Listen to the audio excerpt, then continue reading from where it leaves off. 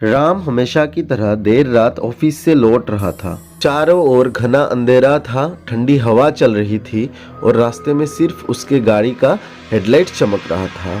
उसने सुना था कि इस सुनसान सड़क पर अजीब घटनाएं होती है, पर वो इन बातों पर विश्वास नहीं करता था। रास्ते में अचानक उसकी नज़र एक लड़की पर पड़ी जो सफ़ेद कपड़े में खड़ी थी और वो मदद मांगने के लिए हाथ हिला रही थी। रवि ने गाड़ी रोकी और खिड़की से पूछा, क्या हुआ? इतनी रात को यहाँ क्या कर रही हो? लड़की ने कहा, मुझे घर जाना है, क्या आप छोड़ देंगे? रवि को थोड़ी झिझक हुई, लेकिन उसे लड़की के चेहरे में एक अजीब सी मासूमियत दिखी। उसने गाड़ी का दरवाजा खोल दिया और लड़की चुपचाप बैठ गई। कहाँ जाना है? रवि ने पूछा। तब लड़की ने एक गांव का नाम बताया जो कुछ किलोमीटर दूर था।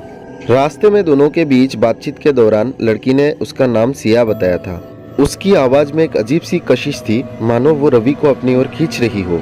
उसकी बातें इतनी मोहक थी कि रवि खुद को उसमें डूबने से रोक नहीं पा रहा था। थोड़ी देर बाद अचानक लड़की ने कहा, गाड़ी रोक दो, मैं यहाँ से आगे पैदल चली जाऊंगी। रवि ने हैरानी से पूछा, पर तुम्हारा गांव तो अभी दूर है। लड़की मुस्कुराई और बोली, आपने मेरी बहुत मदद की, अब आगे का सफर मैं खुद तय कर लूंगी। रवि ने उसकी बात मान ली थी और जैसे ही गाड़ी से उतरकर मुड़कर देखा, सिया गायब हो चुकी थी। रवि का दिल तेजी से धड़कने लगा। वो घबरा गया और गाड़ी वहां से तेजी से आगे बढ़ा दी। कुछ ही मिनटों बाद उसे गांव के पास एक छोटा सा ढाबा दिखा। घबराहट में वो वहीं रुक गया और ढाबे के मालिक से पूछा, भाई इस सड़क पर कोई लड़की रहती है क्या, सिया नाम की? ढाबे का मालिक का चेहरा सफेद पड़ गया। उसने धीरे से कहा, क्या आपने सिया को देखा? हाँ, मैंने उसे कुछ देर पहले अपनी गाड़ी में बैठाया था। ढाबे की मालिक ने एक लंबी सांस लिया और कहा, भाई सिया की मौत आज से 10 साल पहले इसी सड़क पर हो गई थी। वो अपनी शादी के दिन इसी रास्ते में एक हादसे की शिकार हुई थी। कहते हैं कि उसकी आत्मा हर रात किसी न किसी से लिफ्ट मांगती है और फिर गायब हो जाती है।